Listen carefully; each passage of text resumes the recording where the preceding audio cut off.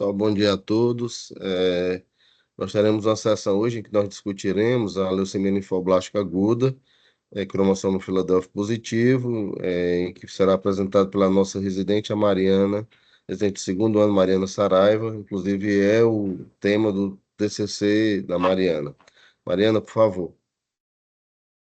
Bom dia, como o doutor Fernando já me apresentou, eu sou Mariana, residente do segundo ano aqui do HUWC. O artigo que eu vou apresentar hoje é um artigo de junho de 2024, que foi publicado na Nature, revista da Springer Nature, e que fala sobre a LLA Philadelphia positivo. Ele traz 10 dúvidas mais frequentes, né, em relação ao manejo dessa entidade. A leucemia linfóide aguda é a segunda leucemia mais comum em adultos, e 75% delas são de linhagem B, sendo que 20 a 30% desses casos são Filadélfia positivo, né? E a presença do cromossomo Filadélfia foi sempre associada historicamente a um pior prognóstico, né? Os pacientes que tinham sobrevida global de 5 anos inferior a 20%, com quimioterapia isolada. Após o transplante alogênico de consolidação de células tronco, essa sobrevida subia para 36% a 40%, né? E a criação dos inibidores de tirosina quinase revolucionou esses resultados de sobrevida global, certo? Um ensaio que foi feito em 2014, publicado na Blood, o Cali, ele avaliou a introdução do imaginário da quimioterapia e viu que tanto as taxas de remissão completa e a sobrevida global melhoravam, né? 92% versus 82% em relação à remissão completa e sobrevida global aumentando de 22% para 38%. Né? Além disso, outras terapias, como anticorpos bispecíficos, como o blinatumomab e anticorpos conjugados à droga, como o rituximab, além do carticel, ajudaram a revolucionar o tratamento dessa doença. A primeira pergunta que o artigo traz é se existe diferença de prognóstico entre as isoformas do P190 e do P210. Né? O gene híbrido do BCR-ABL vai codificar 3 tipos de proteína, sendo a de 190 kDa, a P190, 210 kDa, a P210, ou 230 kDa, P230, sendo que a diferença entre elas é a região, né, o tamanho da quebra do gene BCR, podendo ser no 190, região menor, 210 maior, e no 230, que é bem mais raro, micro-região. O P190 é mais associado com a LLA, né? E também é associado a uma resposta molecular mais rápida e maior chance de acometimento de doença em sistema nervoso central.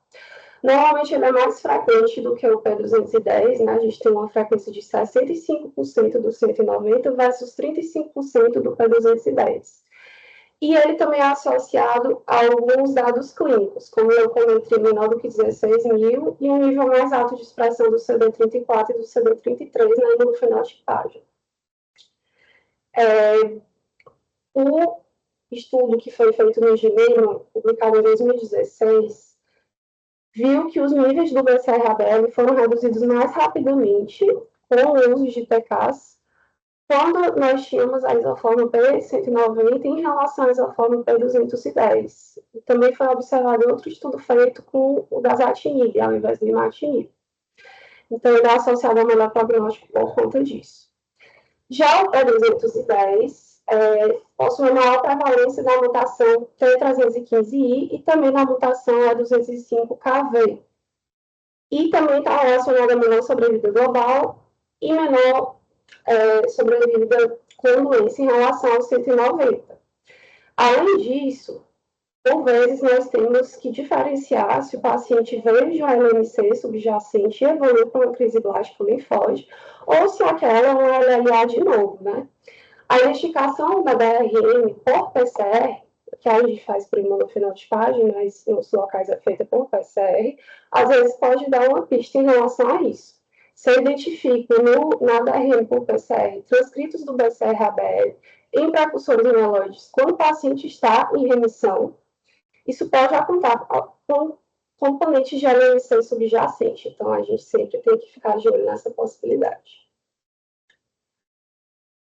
O P210 foi analisado em meta-análise, né? Meta-análise publicada recentemente pelo Grupo Zeng, em dezembro de 2020, que viu que pacientes tratados com IPK e QT foi visto progressão de eventos pior, né, em relação a esses pacientes.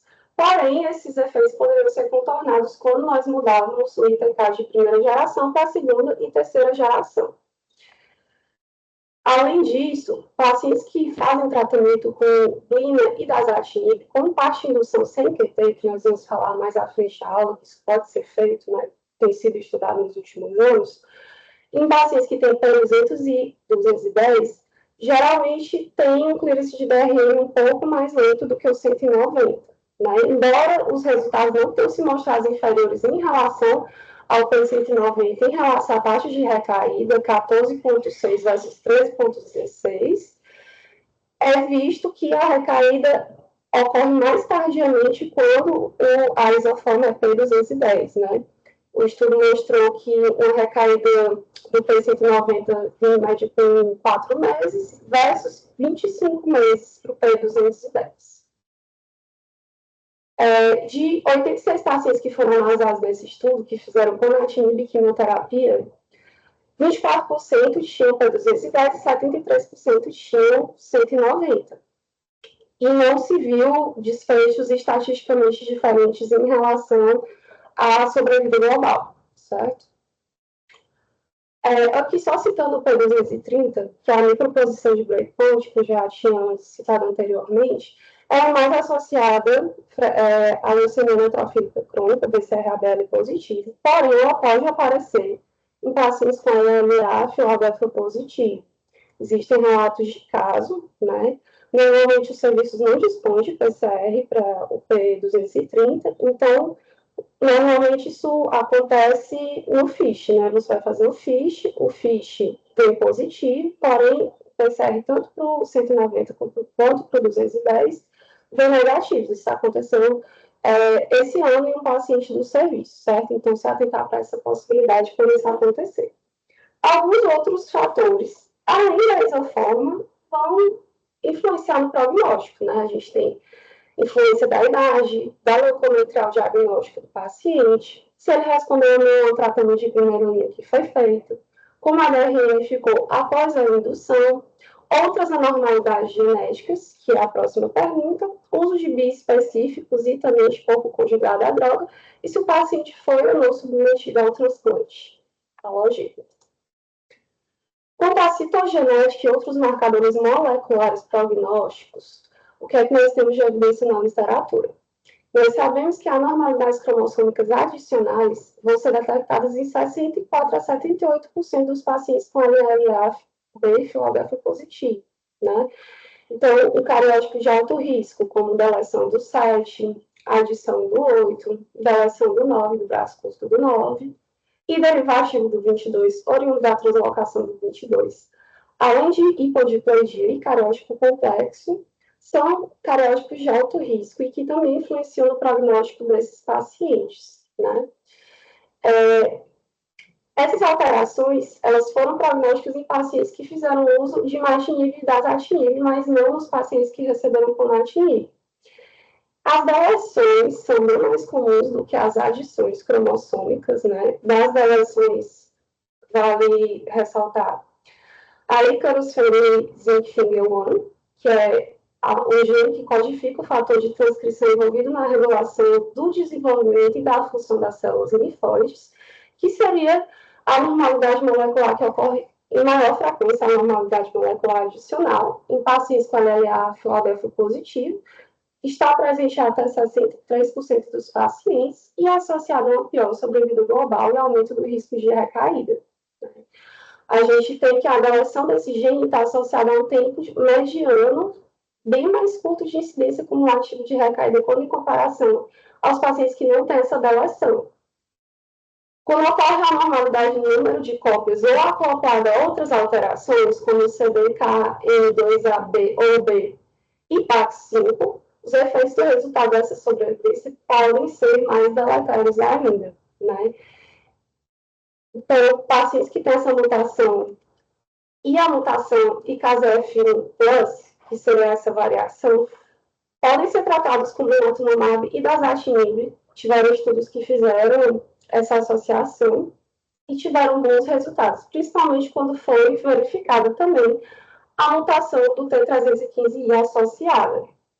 Então, pode ser que no futuro, quando nós conseguirmos incorporar essas terapias já em primeira linha, nós tenhamos melhora de prognóstico em relação a essa mutação. Claro que na nossa realidade do SUS hoje, isso ainda não é de fácil acesso, né? Nós sabemos da dificuldade, porém existe essa mudança de prognóstico, essa perspectiva. Também temos outros genes que podem estar mutados, como o CDKN2A e B, que eu já falei, e a mutação do TP53, que, como em outras patologias, também vão estar associadas a uma pior sobrevida, mesmo que o paciente transplante, certo? Isso é ocasionado por conta de um aumento da renovação das células leucêmicas, contribuindo para a resistência contra os ITKs. A gente também tem outra mutação que vale a pena citar, que é a mutação do ME-F2C, que é um fator de transcrição envolvido na sobrevivência e proliferação das células B, e está associada à alteração do Carras, que também pode levar a remissão molecular completa e melhor progressão de doença, que seria a mutação do Carras, a deleção do Carras, perdão, seria relacionada a uma melhor remissão molecular completa. Em relação à terceira pergunta, ele se questiona em relação à indução, quando nós utilizamos a QT com ITK, se teria algum ITK de escolha, algum ITK que seria melhor em relação ao outro.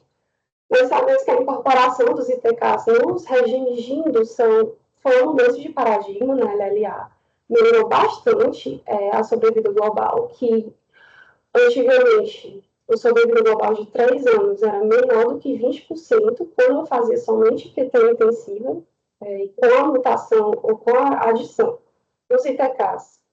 Nós conseguimos aumentar essa sobrevida global. Vale ressaltar a importância da mutação, novamente, do T315I, porque, com o advento do ponatinib, nós conseguimos aumentar a sobrevida global em até 75% dos pacientes que fazem uso de pona, né? A gente vai até comentar mais lá na frente sobre a importância do pré-transplante em relação a isso. A incorporação do imatinib, a hipercevade, que foram os primeiros experimentos, né, em relação à QT de indução, imatinib foi o primeiro ITK a ser estudado, aumentou em 40% a sobrevida global dos pacientes e conseguiu atingir até 74% em 3 anos se o paciente fazia autotransplante. Que a gente mudava o ITK para DASA, que isso foi estudado posteriormente, eu tinha um aumento de sobrevida global para até 65%, mesmo que o paciente não fizesse transplante alogênico. E outros estudos mostraram que quando eu mudava para o PONA, a remissão molecular completa era de 86%. Então, a gente nota que o aumento de geração teve influência em relação a vários fatores prognósticos. O grupo PETEM espanhol estudou a indução com ponatinib 30 mg dia, seguido do transplante alogênico em 30 pacientes. Todos tiveram resposta hematológica e 26 conseguiram proceder ao transplante posteriormente. No follow-up de 2 anos, somente um paciente tinha tido óbito, e o óbito foi relacionado a GVHD. Ou seja, eu tenho sobrevida livre de eventos de 3 anos de 70% e o sobrevida global de 96%, que é um resultado excelente do ITK de terceira geração associado à indução. A idade desses pacientes, a mediana, é de 18 a 60 anos, né? Então, não eram somente pacientes jovens que estavam sendo induzidos, mas também tínhamos pacientes mais idosos, certo? Então, a mediana é de 49 anos, média. Outro trial que estudou diversos ITKs associados, né? No caso, ele estudou imatinib, que foi o ensaio ALL PH08. Ele foi utilizado com a mesma QT, que seria o Standard of Care, né? Uma base do FM, né? De indução para os pacientes, e viu uma melhora de sobrevida global importante com o ponatinib, né? Um acompanhamento de 3 anos, sobrevida global de 3 anos, a gente tinha 96% versus 53% do grupo que não tinha utilizado ponatinib. Falcon Trial foi outro estudo que foi o primeiro a comparar o ponatinib com o imatinib, certo? Pondo na dose de 30 mg dia e imatinib na dose de 600 mg dia, associado a QT de intensidade reduzida em adultos. E viu uma resposta completa com DRM negativa no grupo de imatinib de 34,4% versus 16,7%. O Falcon viu que o maior benefício observado foi em pacientes acima de 60 anos de idade. Isso é importante porque ele fez uma QT de intensidade reduzida, né? Então, a gente viu que tinha um maior benefício nesse grupo de pacientes.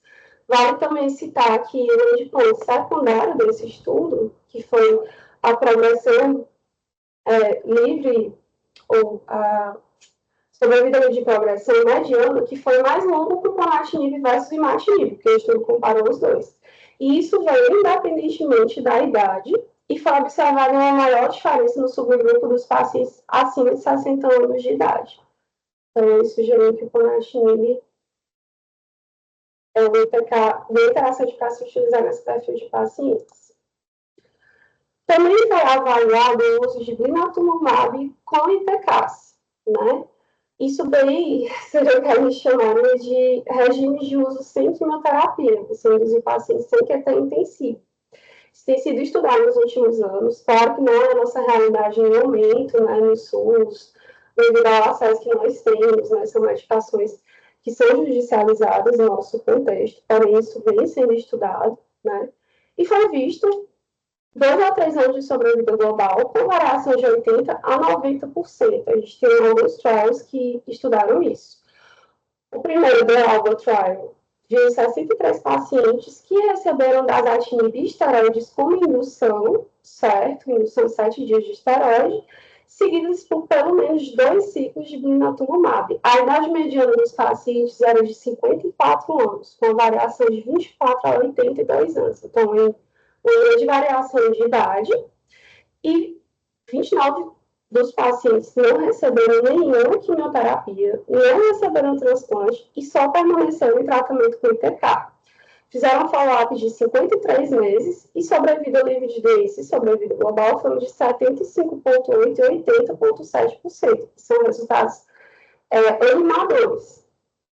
Esse ensaio de Alba demonstrou que uma comparação favorável com a abordagem de tratamento mais intensiva, como o hipercevade de ponatinib, por exemplo, que acabou exibindo uma estimativa de 6 anos de 75% e uma sobrevida livre de evento de 65% em uma população mais jovem, ou seja, foram até resultados melhores, certo? Então, interessante isso. Por outro lado, o Ponafil Trial viu pacientes mais jovens, viu pacientes entre 18 e 60 anos que receberam ponatinib na dose de 30 mg por dia com ITT.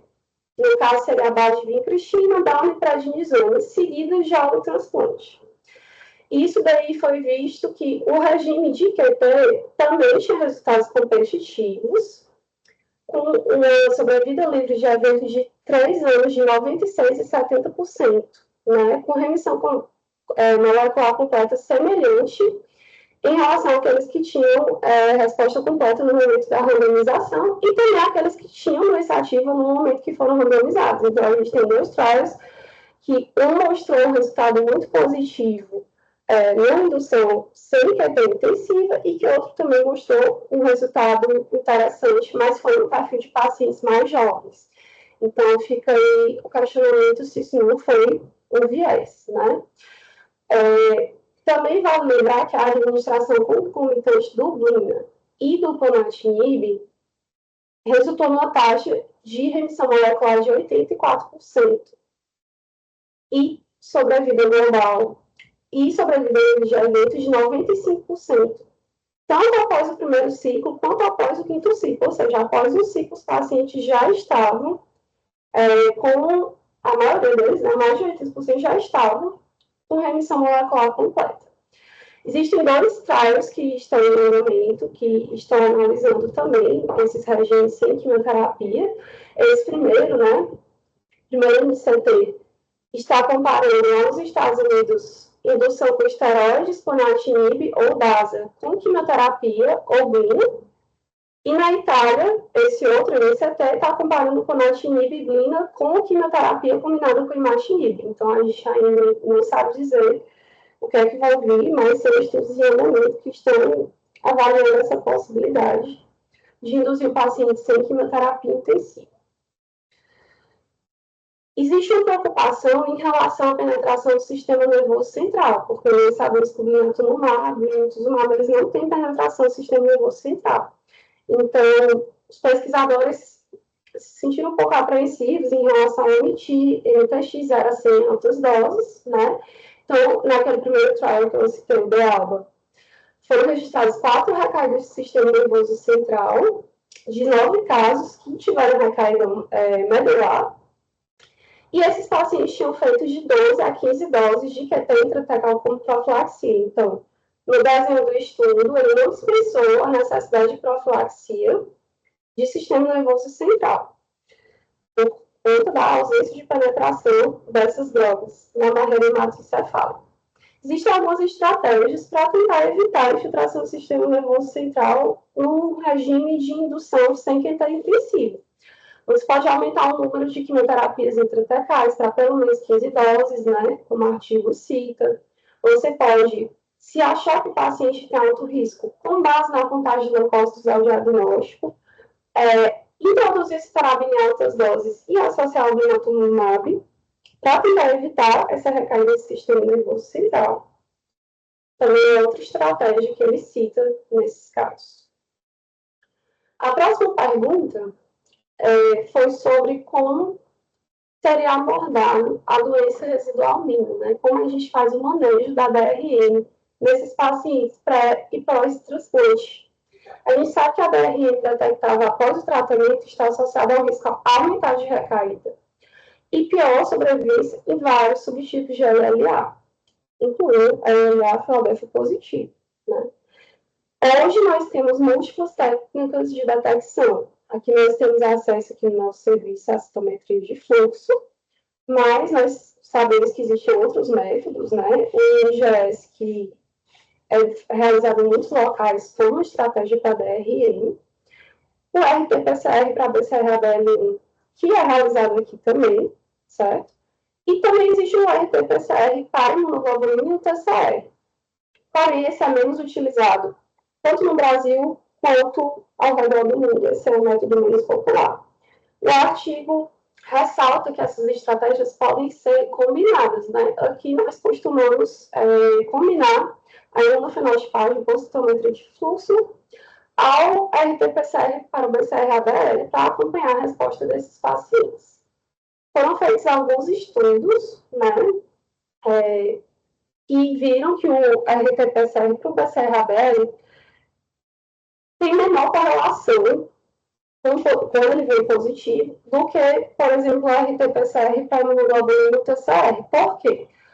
Presença de baixos níveis de BCR-ABL podem não estar associadas à presença de leucemia residual. Pode ser presença de células não leucêmicas que portam translocação, células mieloides, por exemplo, principalmente se o paciente tiver evoluído de um AMC para a crise blástica linfóide, né? Também pode estar associado a algumas variantes normais. Alguns artigos citam, certo? Essa análise que comparou o PCR para o BCR-ABL com o NGS versus o IgT para a imunoglobulina TCR, viu que aproximadamente 30% dos pacientes com NGS negativo ainda era detectável no RT-PCR para o BCR-ABL, mas os desfechos ainda eram excelentes nesse grupo, ou seja, ele pode vir como um falso positivo. Então, ressalta aí a importância da gente combinar métodos e avaliar o paciente como um todo para conseguir acessar essa DRM de forma mais fidedigna. Quando nós fazemos a DRM e nós verificamos uma remissão molecular completa em 3 meses após a realização de QT e TK, são preditor de melhores resultados a longo prazo. Esses pacientes que conseguiram alcançar essa DRM negativa em 3 meses, em qualquer ITK que eles conseguiram utilizar, o ITK de acesso que eles tiveram no serviço, conseguiram uma sobrevida livre de doença e uma sobrevida global de 5 anos de 68% e 72%. Ou seja, é um grande preditor de evolução positiva para o nosso paciente se após 3 meses ele estiver com DRM negativo.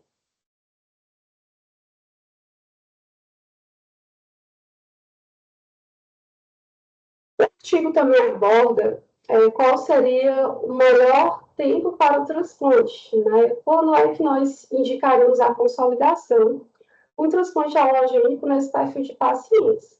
A gente sabe que, historicamente, o allotransplante tem sido a consolidação de escolha para esse perfil de paciente, a LLA, FLADF positivo, na primeira remissão completa, e a introdução de diversos ITKs de novas gerações, novas combinações de tratamento no regime de indução, como eu já citei anteriormente, o blinatumomab, eles conseguiram fazer com que os pacientes respondessem muito bem, né?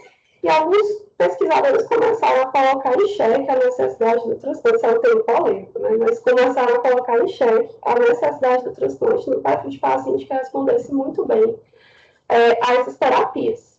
Foi feito esse trial, né, do ECOG, que viu que o imatinib, que foi feito durante a indução, que ele foi introduzido, que eu já tinha citado esse trial, acho que no segundo slide, eles ficaram com viés de seleção, ficaram com medo de viés de seleção do paciente. Por quê?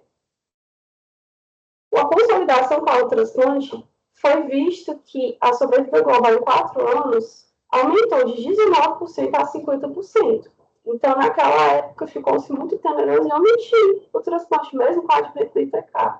Né? Claro que era outra realidade, era uma doença que tinha um prognóstico muito pior, estava sendo estudado o primeiro ITK, né? Então era outra realidade.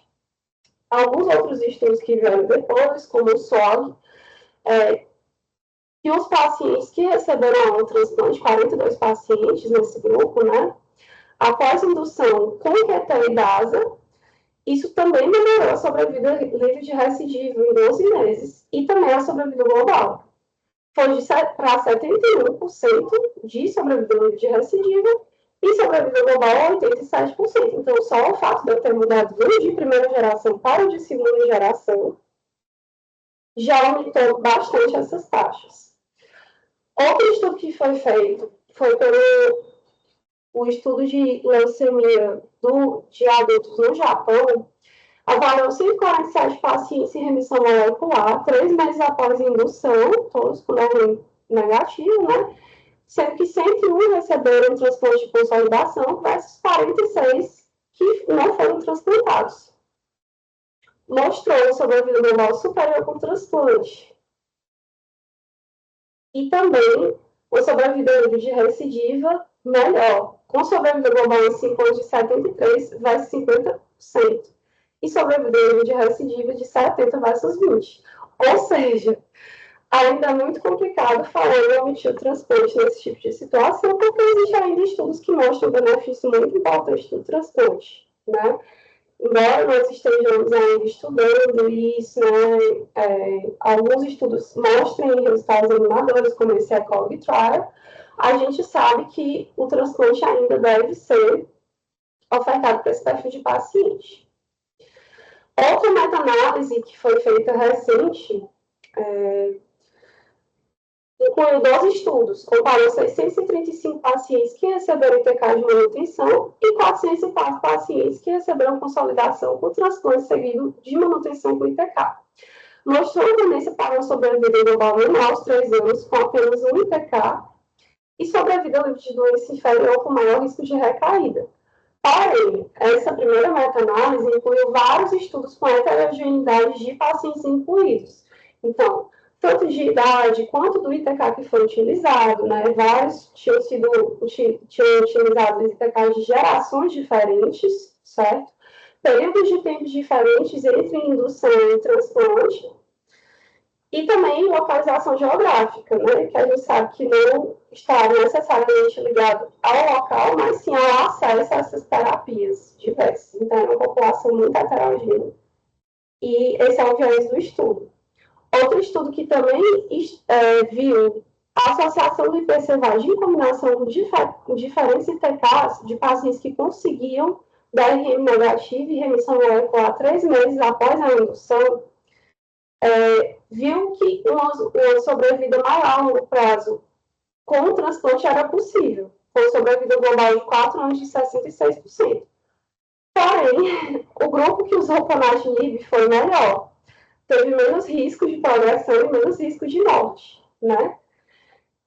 Também tem uma terceira meta-análise que foi feita, que incluiu mais de 5 mil pacientes, que confirmou sobrevivência comparável em pacientes que alcançam remissão molecular completa, com transplante ou combinação de terapias de manutenção e ITK. Então, baseado em tudo isso, a gente viu que, na realidade, o mais importante é você conseguir atingir uma resposta molecular mais profunda. E isso é possível para novas gerações de ITK, como o ponatinib, conforme eu já disse em estudos que já evidenciaram isso. Outro estudo que viu isso, estudo de fase 2 de 6 meses, que incluiu 76 pacientes, recém-diagnosticados com LLA Philadelphia positivo, todos foram tratados à base de ponatinib e mostrou uma melhor tendência à sobrevivência dos pacientes que não sobreviveram ao transplante. Porém, tem um viés nesse estudo, que foi o grupo que foi para o transplante tinha maior risco, eram doenças de maior risco, tanto molecular quanto por outros fatores, idade, leucometria. Então, fica aí esse viés. Alguns dados que nós temos hoje na literatura que combinam UBINA com ITK mostraram uma sobrevida excelente entre 2 e 3 anos, mesmo pacientes que não transplantaram. Porém, o acompanhamento ainda em muito curto prazo, né?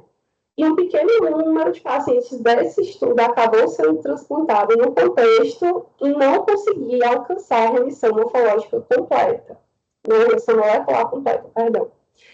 Então, a gente não tem como tirar conclusões, né, hoje, baseadas nesses estudos, se seria possível eliminar completamente o transplante nesse contexto. Então, o transplante alogênico ele deve ser considerado e oferecido aos pacientes em remissão completa, primeiro remissão completa. Claro que você vai abordar o paciente de forma individualizada, você vai considerar a classificação molecular, qual é o doador, se o paciente tem ou não comorbidades, qual foi o ITK que foi utilizado na indução, o tempo que o paciente precisou para atingir a profundidade da resposta molecular completa. E, além disso, há novas abordagens de tratamento, né, como os anticorpos bispecíficos. Então, o transplante ainda tem seu papel, deve continuar sendo oferecido nesse perfil de pacientes. Próxima pergunta diz respeito ao condicionamento para o transplante alogênico. Teria algum que seria melhor do que outro, né? O regime ideal nessa situação ainda não foi estabelecido. Os dados sugerem que, em relação ao condicionamento não ablativo e o uso de TBI, existe uma superioridade, porém, a maioria dos estudos foram com LLA que não era Philadelphia positivo, né? Foram pequenos grupos de pacientes que eram Philadelphia positivo. Existem esses 2 estudos, no Friend et al., que conseguiu ver progressão de evento em 3 anos com regimes sem irradiação corporal total versus com irradiação corporal total, e viu que pacientes que fazem radiação corporal total tinham 77% de sobrevida livre de evento. incluindo, de novo, poucos pacientes com Filadélfia positivo, e que também viu que o NRM positivo era um preditor significativo de recaída. O Gibbon et al. Foi outro estudo, né, esse grupo de pesquisadores, que comparou retrospectivamente resultados pós-transplante autólogo, que seria o tema do meu TCC, né? É possível fazer transplante autólogo, existem vários estudos mostrando equivalência de resultados em alguns perfis de pacientes, versus o transplante alogênico de doadores aparentados, né? Então, o autólogo foi um grupo menor, 67 pacientes, versus o alogênico, 255 pacientes, versus doadores não aparentados, 247 pacientes.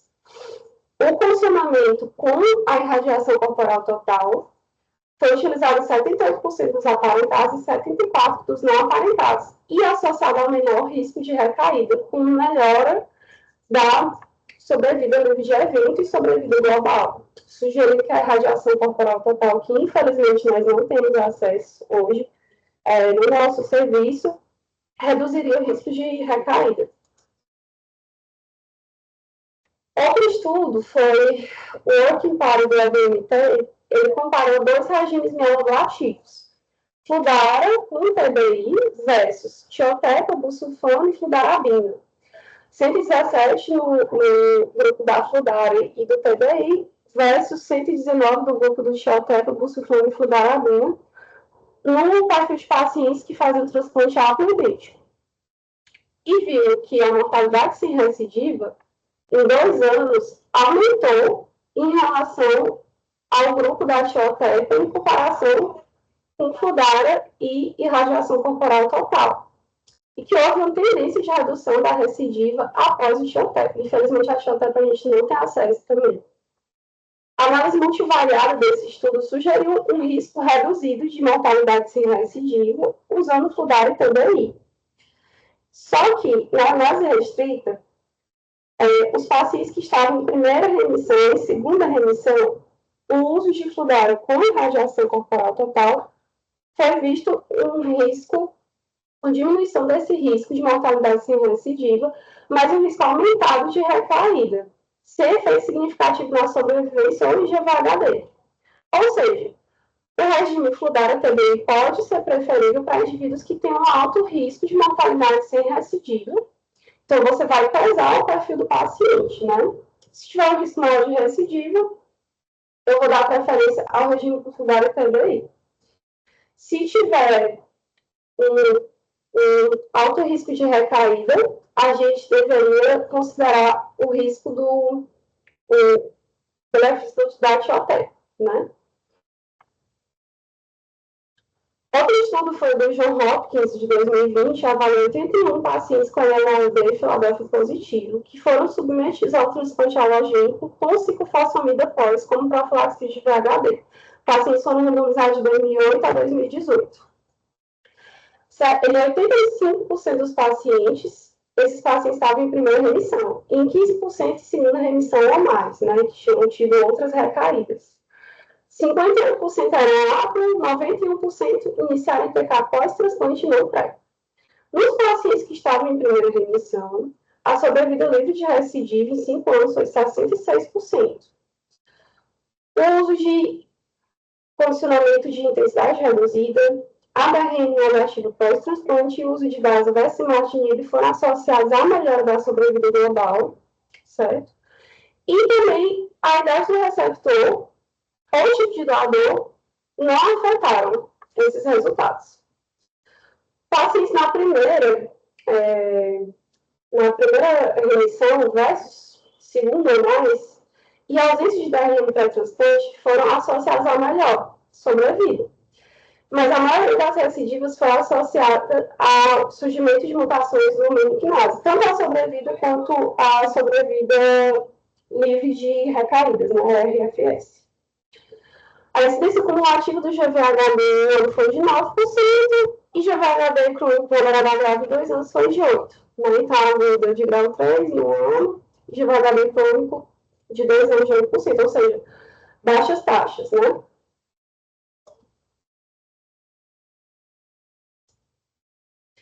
Próxima pergunta é: qual é o melhor ITK para ser utilizado na manutenção pós-transporte? Isso vai depender muito, claro, do acesso, né? Porque, pelo menos na nossa realidade, a gente não tem condições de iniciar ponatinib na indução dos nossos pacientes, acaba entrando no contexto aí de recaída ou refratariedade, ou crise blástica, né? Que por vezes a gente consegue doações de alguns pacientes, mas não está amplamente disponível. Também você vai se basear no perfil de toxicidade e também na capacidade de medicações de uma ou outra geração de aumentar o efeito enxertos versus leucemia. Existe a diferença entre o imatinib profilático e o pré-empitivo, né, que foi evidenciado em alguns estudos. Esse estudo que foi feito com 55% dos pacientes viu que quando era feito profilático versus pré-empitivo, existia uma diminuição da recidiva molecular, 40 vezes versus 69%, e também um aumento de sobrevida global em 5 anos, né? Apesar de uma alta taxa de descontinuação relacionada à má tolerabilidade, que envolvia citopenias, toxicidade relacionada a efeitos do trato gastrointestinal, dentre outras.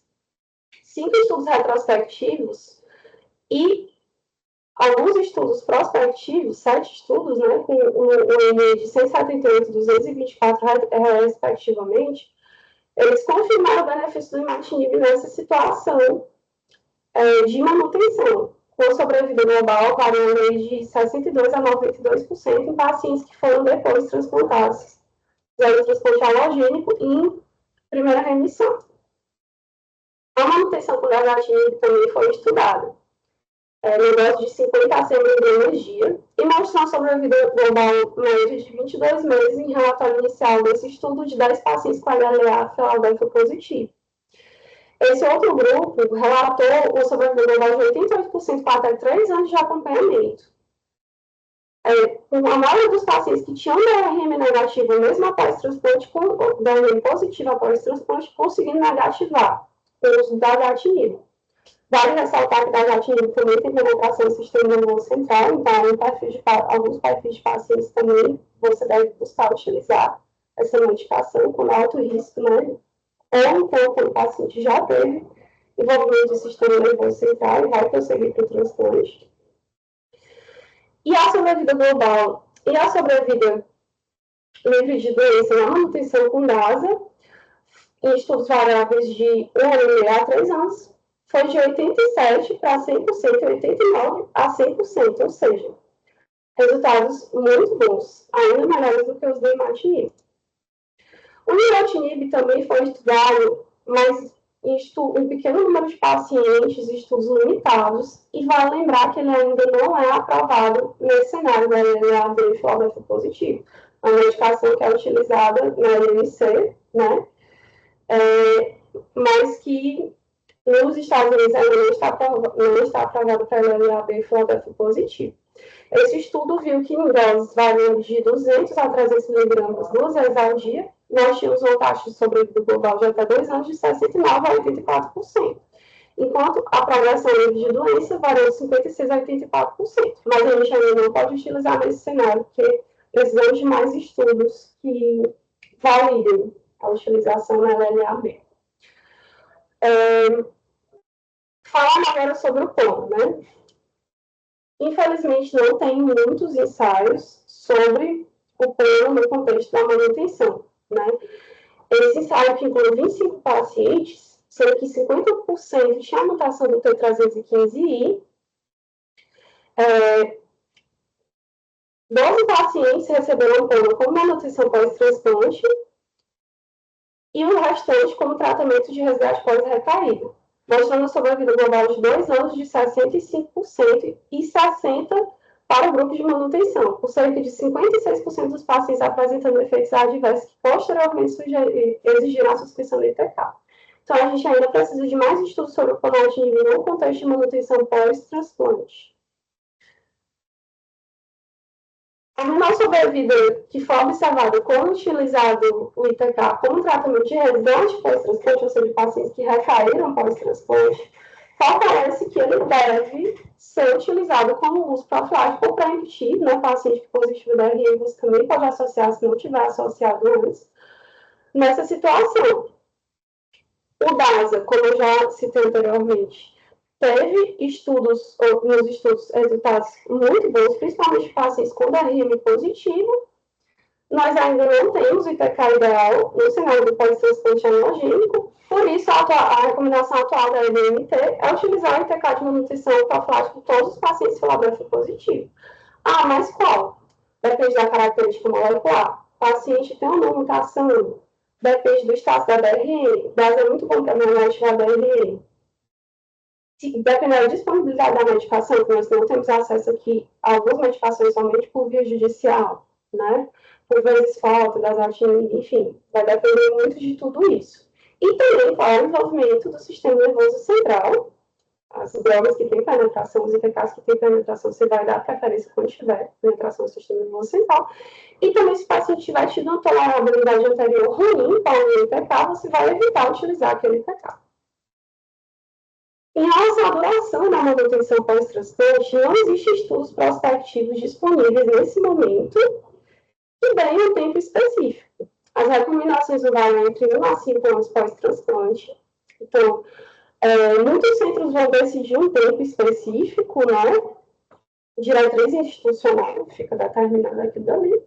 A elaboração da manutenção deve se basear na capacidade de diminuir a recaída, para melhorar a possibilidade de sobrevivência e reduzir o risco de toxicidade relacionada aos ITKs.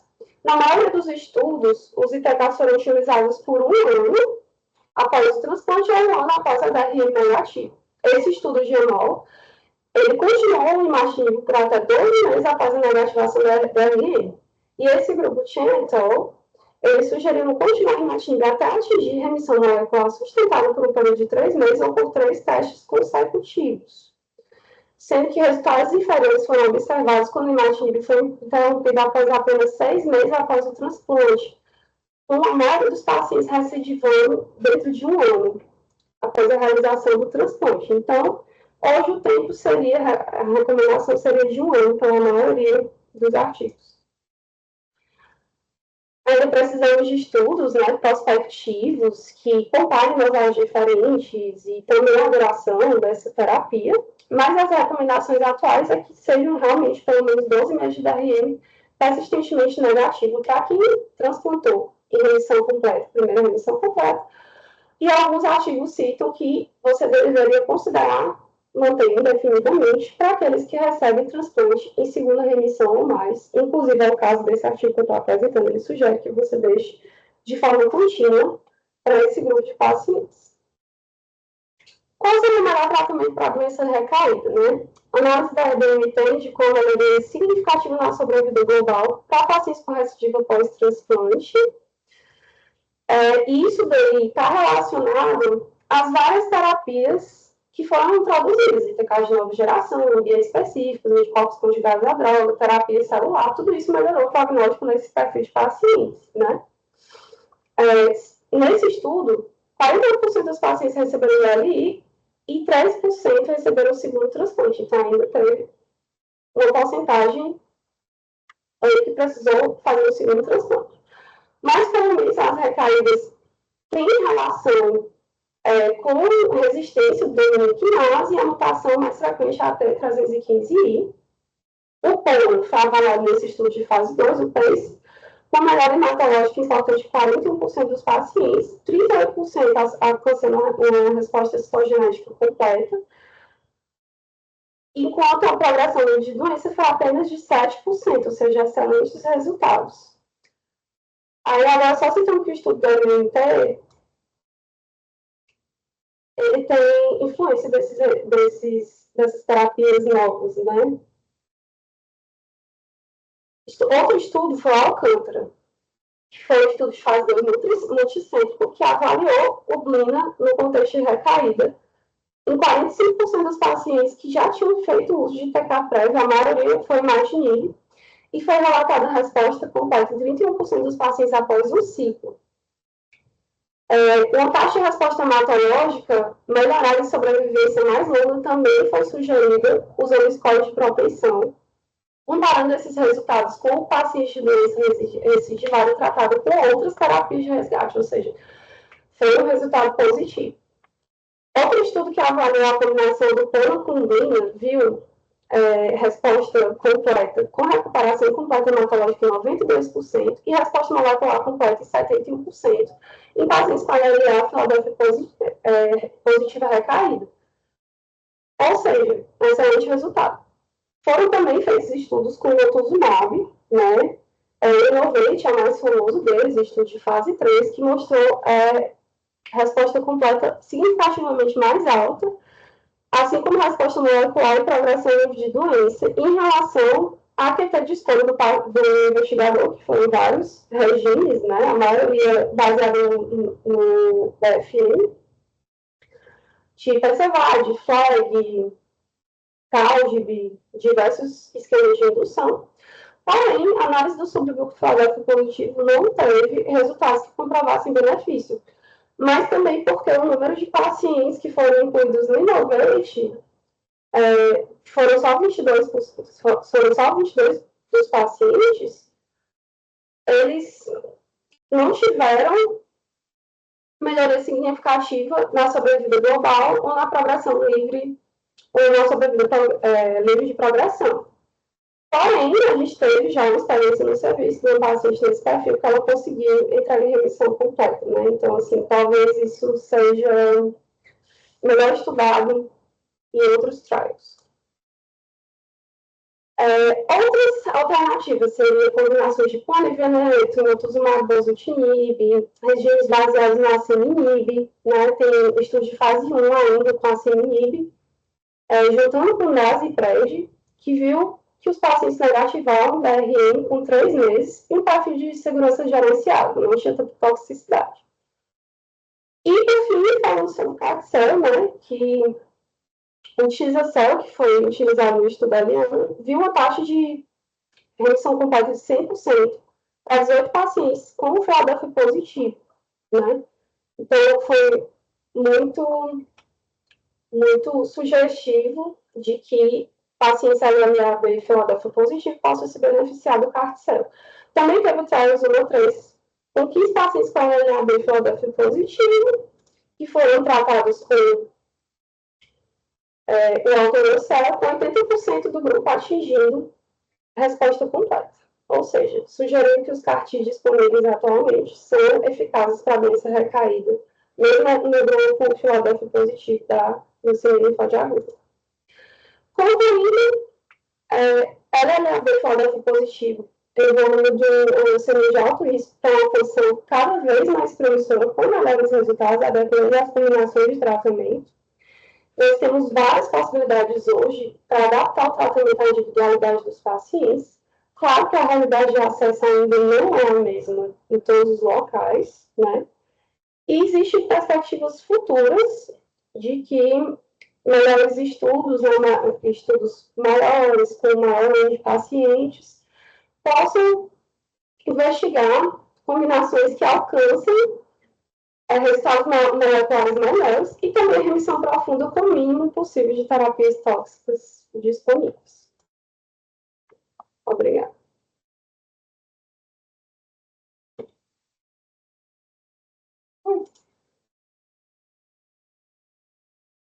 Obrigado, Mariana, pela apresentação. Excelente apresentação. Um artigo muito extenso, com muitas perguntas, né?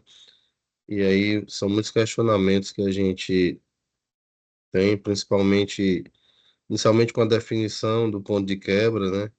E aí você colocou muito bem que, com relação ao P210, a gente tem mais que pensar numa crise blástica mesmo, linfóide, e do que propriamente no LLA de novo, né? Na leucemia aguda de novo.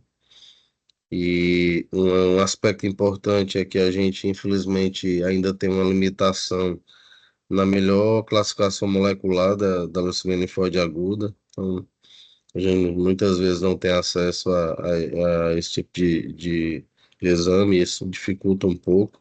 De todo modo, saber que é Filadélfia positivo já ajuda, né? Porque a gente sabe que não vai conseguir fazer só quimioterapia e que tem uma indicação de transplante. Inclusive, o nosso levantamento é interessante porque a gente vem monitorando já, acho que desde 2013, as leucemias linfóide agudas do serviço. Inicialmente foi um trabalho que a Lívia fez quando ela ainda era residente e mostrou aí o papel do transplante, o tratamento com a quimioterapia isoladamente, que aí tinha uma sobrevida em 2 anos de 35%, com o transplante ele dobrava, ia para mais de 70%.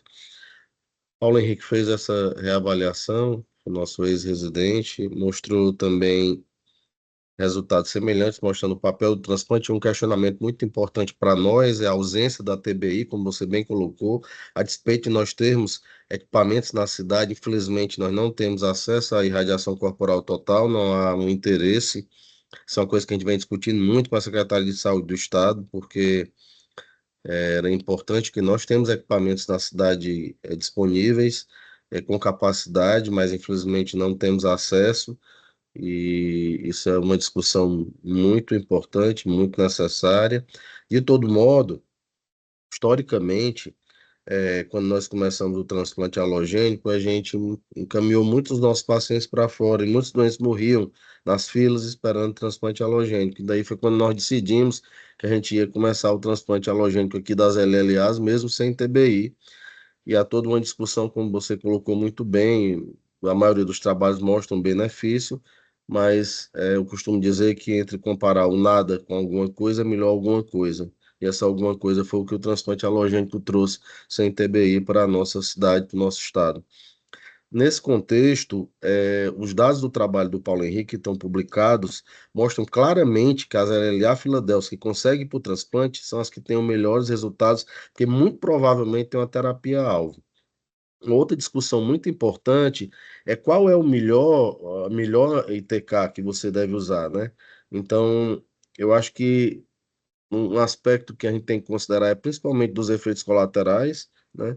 E se você tem acesso, então, na maioria das vezes a gente tem iniciado com imatinib na dose de 600 miligramas, dose mais alta, mas há a possibilidade do uso do DASA, principalmente é, dos doentes que são recaídos ou que são refratários é também uma opção importante.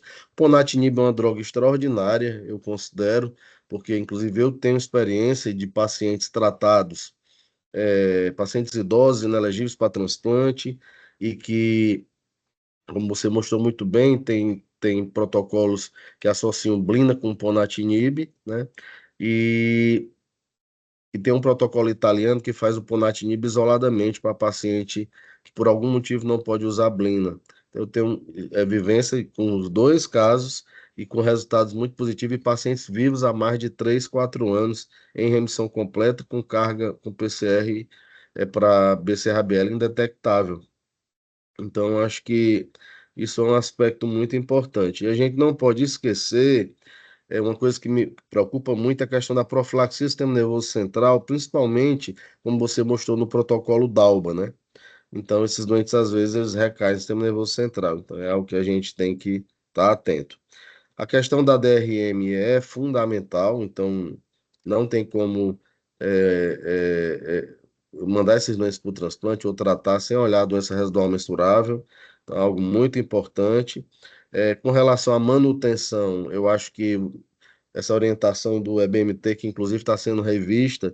Eu tive a honra de participar desses novos critérios agora e está muito pautado em acesso a complicações que esse indivíduo tem.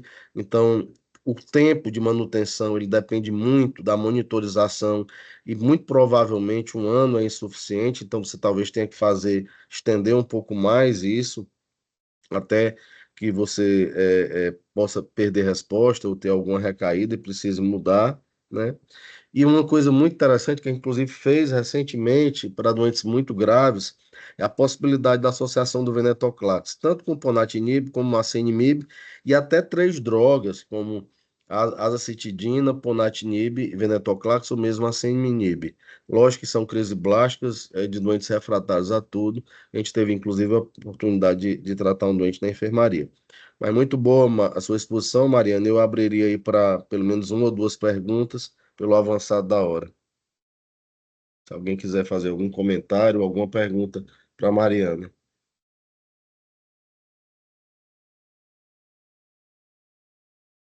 Eu vou pedir para o Guilherme fazer um comentário ou uma pergunta para Mariana. Por favor, Guilherme.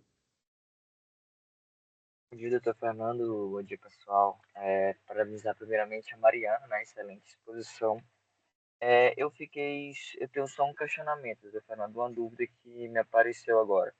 A gente sabe, né, que o principal fator de risco na hora de estratificação da LLA é a DRM, isso está bem consolidado, quando comparado com os outros fatores de risco, tanto o citogenético quanto os clínicos.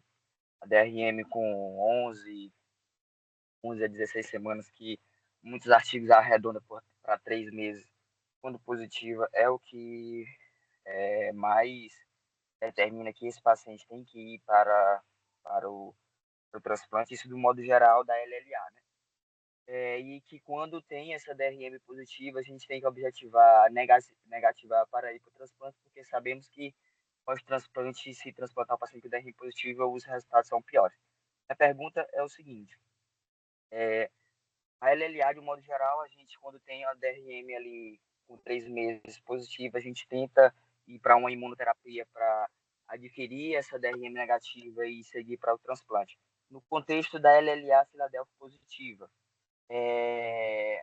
qual a conduta que eu devo tomar? Eu troco o ITK que está usando, por exemplo, está usando um imatinib, eu troco para um dasatinib e verifica se vai negativar, ou eu já tenho que trocar o ITK e associar com o blinatumomab, ou não, só iniciar um blinatumomab já é o suficiente.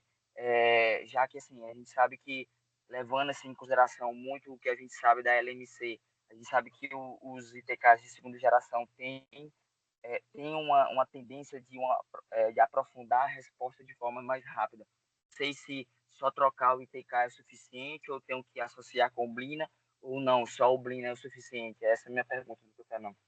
Eu acho que eu vou responder de maneira bem objetiva. Se você tiver como ter acesso a, ao blinatumomab e trocar o ITK, por exemplo, um ponatinib, você vai ter uma resposta mais profunda e você vai ter um resultado melhor do transplante halogênico, tá?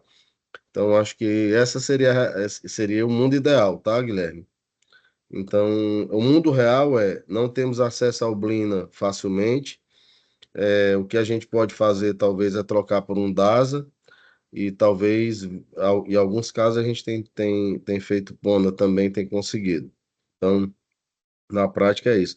Uma coisa muito importante que a Mariana falou muito en passant, mas que é o trabalho, inclusive, dela, é sobre as leucemias linfóide-agudas, em que a gente tem um estudo que é multicêntrico, são 3 hospitais que estão participando, o Hospital Regional da Unimed, o Hospital Universitário e um hospital de Florianópolis, o CEPOM, que são quem tem casos de transplante autólogo em LA Filadélfia positivo no Brasil, pelo menos que é até onde a gente sabe. E são pacientes que não têm doadores, né? Ou não têm doadores ideais e que são Filadélfia positivo e que a gente consegue ter um BCR-ABL negativo e aí a gente tem levado para o autólogo. Então, não sei se a Mariana quer falar rapidamente sobre isso, Mariana, só para atualizar esses dados. Isso mesmo. Todos os 5 pacientes, né, que estão no estudo estão vivos até agora. Nenhum já caiu, né? Existe a perspectiva também de ser transplantado o 6º paciente aqui do serviço, que também não tem doador para realizar halogênico, né?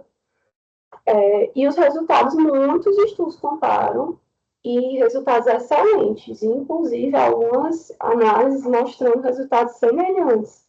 Então, diante de um doador não ideal, a depender das comorbidades, da avaliação do paciente, é extremamente válido se considerar o autólogo, que muitas vezes isso não é abordado, mas os resultados são excelentes.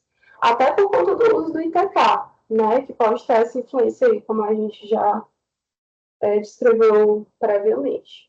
Esse é um estudo, muito bem, Mariana. Esse é um estudo que a gente tem desenvolvido e um aspecto importante, além da questão da ausência de doador, é a condição do indivíduo, às vezes, de não poder realizar um transplante halogênico, né? Então, é muito importante. Eu queria muito agradecer a Mariana, passamos um pouco do horário, desculpem, mas foi importante essa discussão, e é um tema bastante complexo, e um bom resto de semana a todos vocês. Muito obrigado, Mariana, parabéns mais uma vez, tá bom? Um abraço, tchau, boa semana, pessoal. Valeu. Tchau, tchau.